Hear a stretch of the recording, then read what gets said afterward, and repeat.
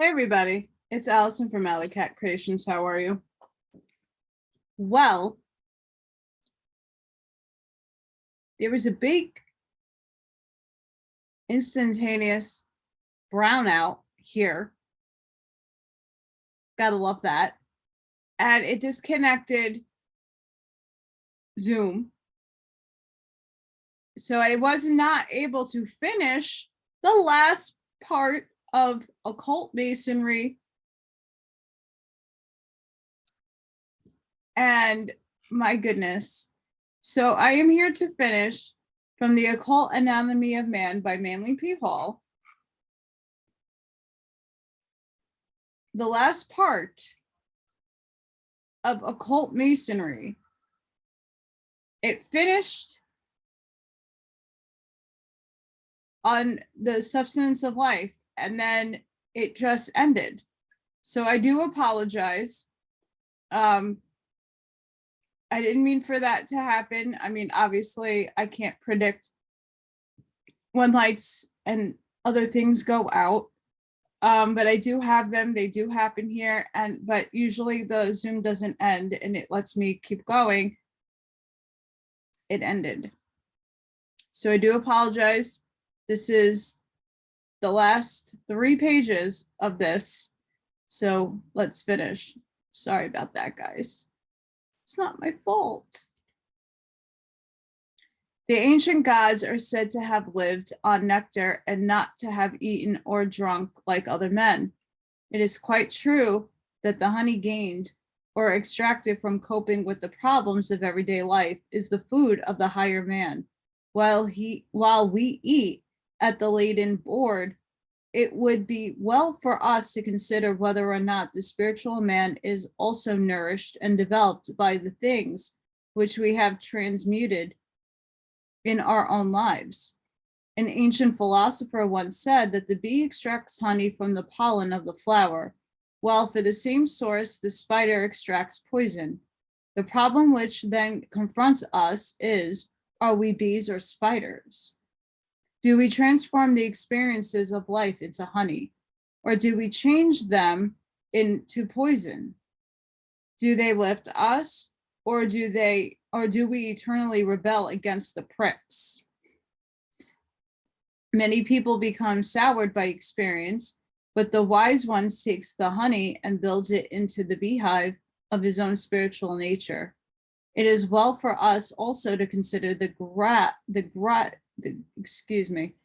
quote, grip of the lion's paw, unquote, one of the world's oldest symbols of initiation. Ancient times, the neophyte on his way through the mysteries of Egypt's temples was finally buried in a great stone coffer for the dead, later to be raised to life again by the master initiate in his robes of blue and gold. When the candidate was thus raised, the Grand Master wore upon his arm and hand the paw of a lion as a glove, and it was said of the newly raised disciple that he had been brought to life by the grip of the lion's paw, the Hebrew letter Yod, which is used in the center of the triangle and is sometimes a symbol of spirit because of its flame-like appearance. Means, according to the Kabbalist, a hand that is stretched forth. We understand this to symbolize the sun, spirit, and man, which is said to be enthroned in the sign of Leo, the Lion of Judah. And as the fruits of the fields and the seedings are grown and developed through the sun's rays, so it is said that the crystallization of man is broken up and dispelled by the light of the spiritual sun, which rises the dead with its power and liberates the latencies of life. The spirit in man, with its eyes that see in the dark, is ever striving to lift the lower side of his own nature to union with itself.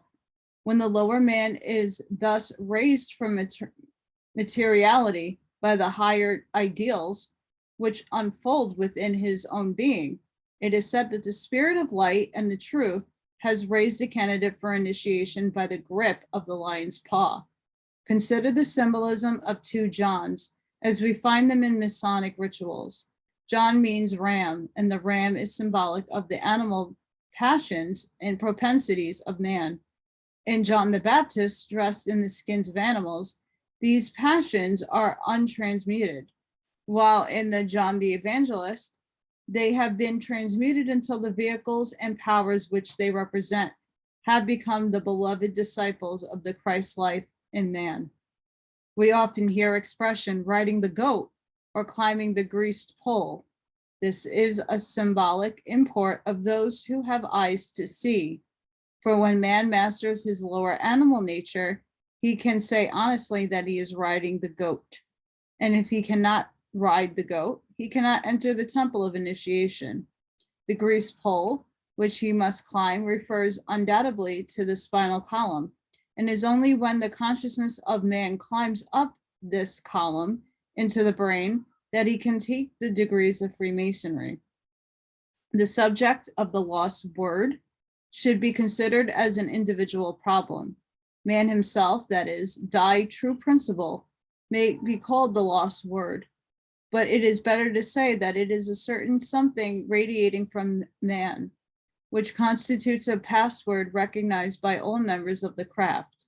When man, as the architect of his temple, abuses and destroys the life energies within him, then the builder, after having been murdered by the three lower bodies, carries with him to the tomb where he is laid the word, which is the proof of his position. Abuse of mental, physical, and spiritual powers results in the murder of energy. And when this energy is lost, man loses with it the sacred word. Our lives, our thoughts, desires, and actions are the living threefold password by which a master builder knows his kin. And when the student seeks admittance to the inner room, he must present at the temple gates the credentials of purified body and balanced mind. No price can buy this sacred word. No degree can bestow it. But when within ourselves the dead builder is raised to life once more, he himself speaks the word, and upon the philosopher's stone built within himself is engraved the living name of the divine. It is only when the builder is raised that the symbols of mortality can be changed into those of immortality. Our bodies are the urn containing the ashes of Haram.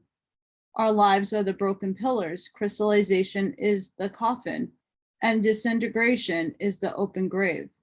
But above all is the sprig of evergreen, promising life to those who rise the serpent power, and showing that under the debris of the temple is buried the body of the builder, who is raised when we liberate the divine life, which is locked within our material natures. There are many of these wonderful Masonic symbols handed down to us from the forgotten past, symbols whose meanings long lost have been buried beneath the mantle of materiality. The true Mason, the child of light, still cries out for liberation, and the empty throne of Egypt still awaits for the king of the sun who was killed.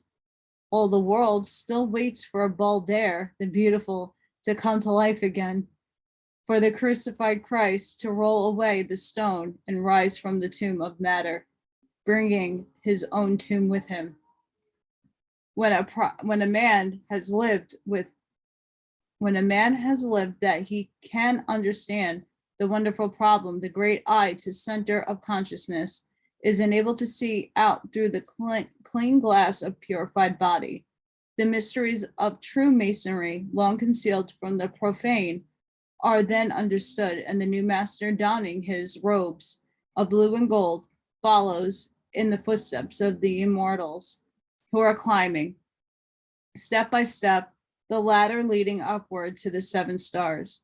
Far above the ark, the source of life floats over the waters of oblivion on high and sends its messages down to the lower man through the cable tow. When this point is reached, the door in the G is closed forever, for the dot has returned to the circle.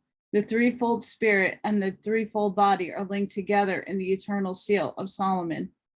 Then does the cornerstone, which the builder rejected, become again the head of the corner. And the man, the capstone, long missing from the universal temple, is again in place. The daily occurrences of life are sharpening our senses and developing our faculties. These are the tools of the craft, the mallet, the chisel, and the rule. And with these self-developed tools, we are slowly truing the rough ashlar or cube into a finished block for the universal temple. It is only then that we become initiates of the flame, for only then does light take the dark place of the darkness. As we wander through the vaulted chambers of our own being, we learn the meaning of the vaulted chambers of the temple. And as the initiatory ritual unfolds before our eyes, we should recognize the